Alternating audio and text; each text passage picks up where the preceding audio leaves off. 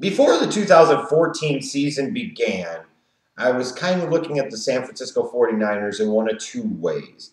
I said, this is either a team that, after three straight appearances in the NFC Championship game, a team that came this close in the 2012 season to winning Super Bowl 47, this could be a team that this is the year finally everything comes together and they're going to get to the Super Bowl, they're going to win the Super Bowl. On the flip side, I looked at a team that was aging, that maybe hadn't won the big one for a specific reason, and that with some of the front office drama going on, in particular the relationship between general manager Trent Baalke and head coach Jim Harbaugh, the age of the team, their quarterback situation, the lack of explosiveness on offense, that this could be a team that was due for a big implosion in 2014.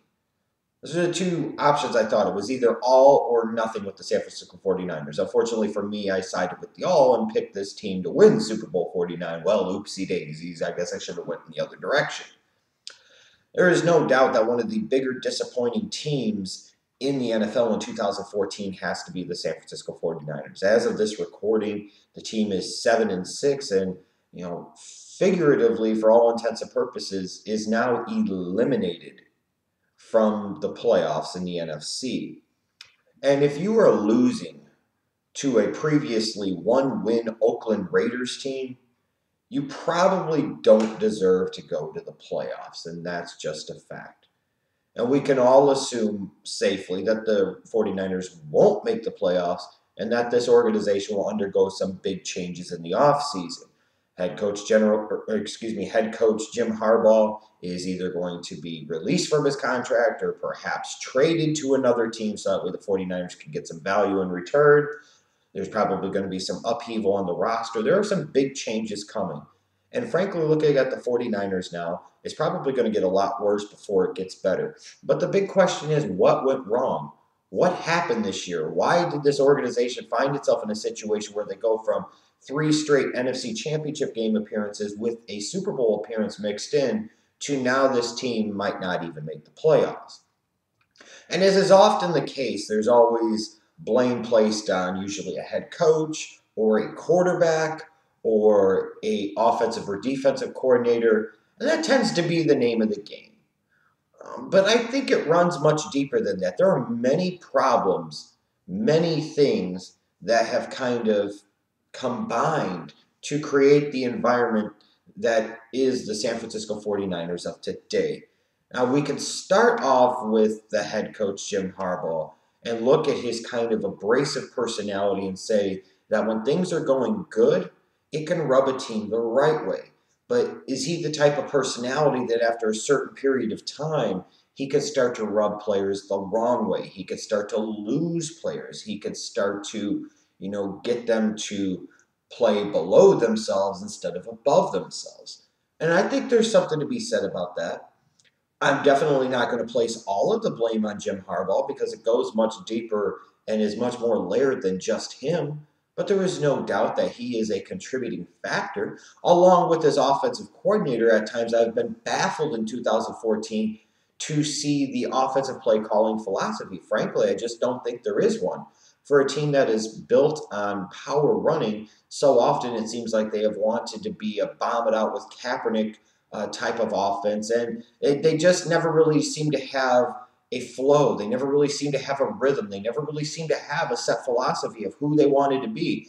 This is the identity that everybody expects them to have, but then they just don't seem to live up to that. And that reflects on the head coach. That reflects on the offensive coordinator, Greg Roman. I mean, it's a multi-layered problem. And you also look at the defense, too. Now, the Niners' defense in recent weeks has definitely played better, but this has not exactly been a dominant San Francisco 49ers defense. You could talk about the Navarro Bowman injury, him being out pretty much all year. You could talk about other injuries on defense, first-round pick Jimmy Ward being out of the mix. You could talk about Aldon Smith and his suspension. But the bottom line is, this is a team that was supposed to be so deep and so loaded on the defensive side of the ball, and as we've seen in 2014, that's just clearly not the case.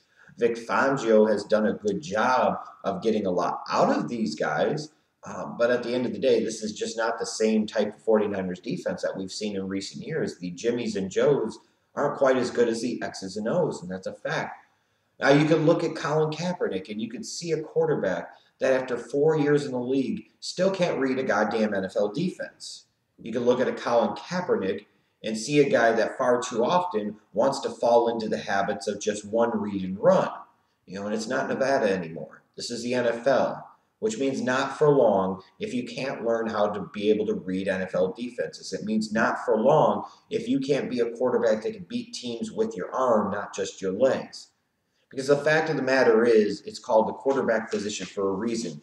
If you were being brought into the NFL because of your ability maybe on a given night to rush for 80 or 100 yards, maybe you should be playing running back, not quarterback. I have been absolutely astounded to see the total lack of progression in Colin Kaepernick's game, actually to the point of what I believe to be regression. I think he's actually worse than he was in 2012 or 2013. I thought this was going to be the year that Kaepernick pieced it together or at least got better, and that just hasn't been the case. He's been bad. He's been very bad. And he's been a big reason for the 49ers' problems on offense. He just hasn't progressed as a pocket passer. He makes bad decisions. He has that laser vision on his primary target. He just can't adjust. There's just a lot of problems here. But again, it goes much deeper than just Kaepernick.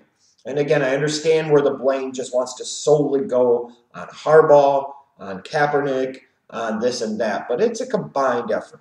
And I think another thing that often isn't talked about with the 49ers, I've kind of referenced before in previous videos over the past couple of years, and that is this is an old team. And at some point in time, the bottom can fall out of old teams.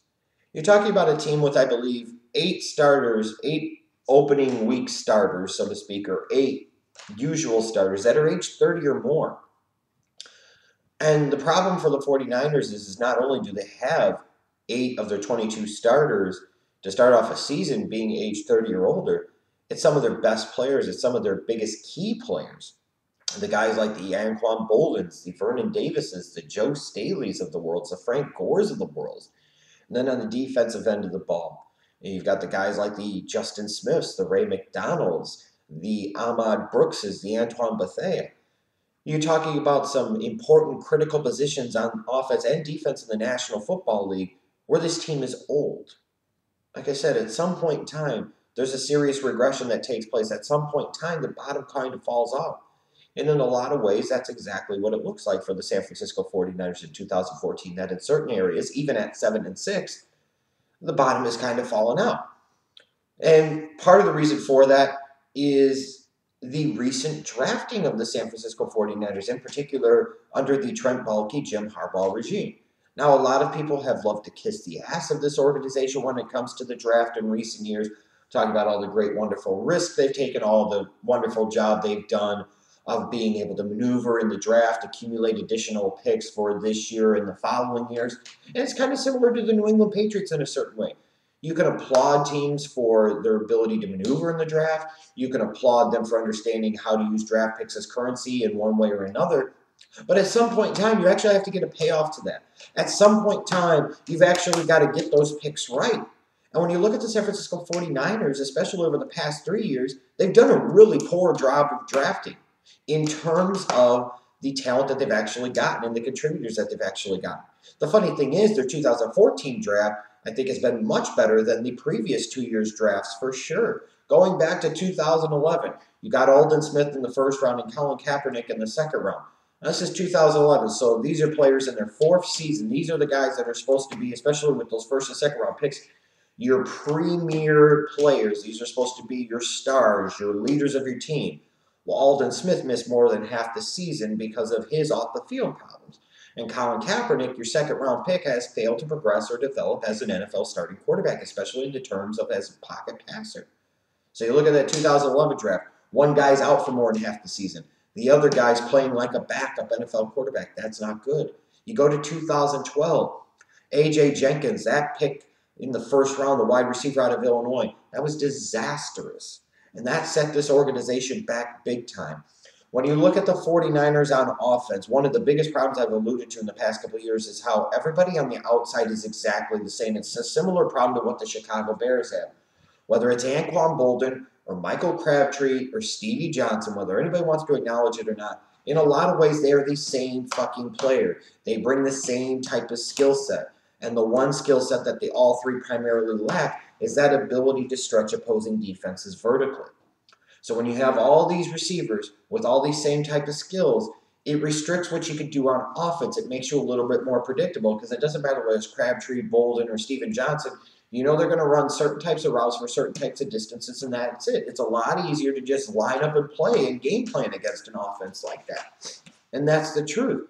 This is also an offense, when you look at it, A.J. Jenkins, you're talking about a first-round pick that by 2013 you were shipping this guy off. Those are the type of draft choices that set organizations back years. And then you look at some other players in this draft. They got nothing out of Michael James before he was sent packing. Joe Looney out of the 4th round, they got nothing out of him. They basically got nothing out of an entire draft. When you get nothing out of an entire draft, you don't necessarily feel the ramifications of that right away. It can take 2 to 3 years. Well, we're in that 2 to 3 year time frame, and it really has caught up with this team. They basically got nothing productive out of the 2011 class this year. They got absolutely nothing out of the 2012 class last year or this year. It's easy to see how this team is starting to fall apart at the seams a little bit because the draft is where you're supposed to replenish your talents, and that's just not happening. You look at the 2013 draft. They've gotten nothing out of Tank Carradine. They've gotten very little out of their other second-round pick, Vance McDonald. They've gotten very little out of Corey Lemonnier. You know, these were guys that we were praising them for taking in some ways because they were gambling on upside and this and that. And there has been no upside because these guys have done absolutely nothing. I loved Marcus Lattimore coming out of South Carolina. Thought he was a great choice in the 4th round, a great gamble. But unfortunately, on the flip side, the gamble didn't pay off. He's now retired. They got nothing out of him. When you look at that entire draft, the only thing they've gotten anything out of was their 1st-round pick, Eric Reed, the safety. He's been a nice player for them. But Tank Carradine, nothing. Vance McDonald, nothing. Corey Lemonnier, nothing. Quentin Patton, basically nothing. Marcus Lattimore, absolutely nothing. So that is 5 players drafted between rounds 2 through 4 in last year's draft that you got absolutely nothing out of. This year's draft, your 1st-round pick, Jimmy Ward, you really didn't get a whole lot out of him before he went down for the year with an injury. You've gotten something out of Carlos Hyde, but he probably hasn't been utilized enough. And the problem is there's not a real compliment back to Frank Gore. Hyde is maybe a faster, younger version of Gore. But where's that explosive home run threat? Where's that real, true 3rd down back?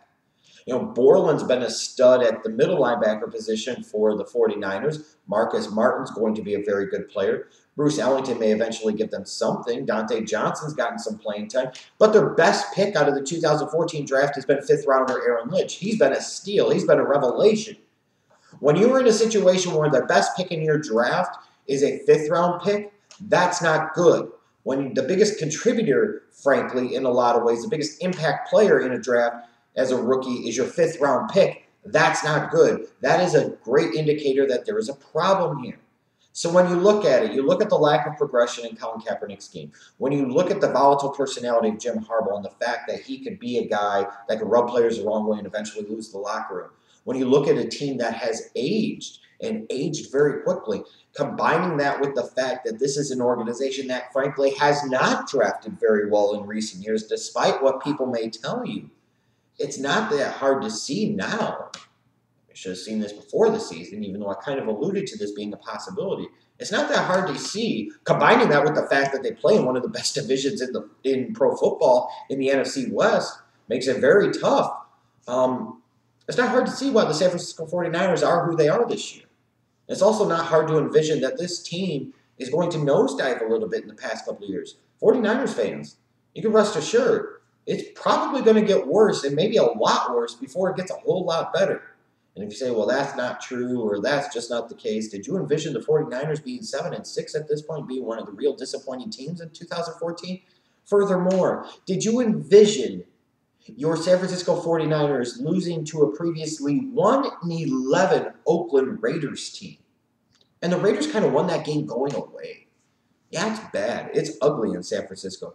That new stadium that they have, and this is the type of team that they have, it's going to get worse. Maybe a lot worse before it gets any better at all, I assure you.